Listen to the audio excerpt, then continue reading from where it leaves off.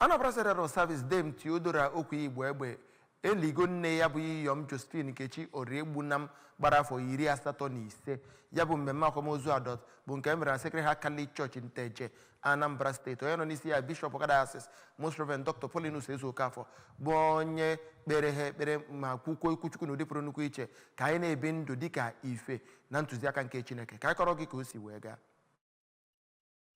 Ka ọ na-eti ezinụlọ ahụ aka n'obi, Gọvanọ Chukwuma Soludo nke onye nọchitere anya ya bụ odeakwụkwọ steeti a bụ Ọkammụta Solochukwu Lobelu kpere ekpere ka Chukwu nye ya bụ onye head of service, ụmụ ya nakwa ụmụ mama Josephine Oriegbunam ike ijikwata onwe ha wee kwuo na ọnwụ nne bụ nke na-ewutenụ.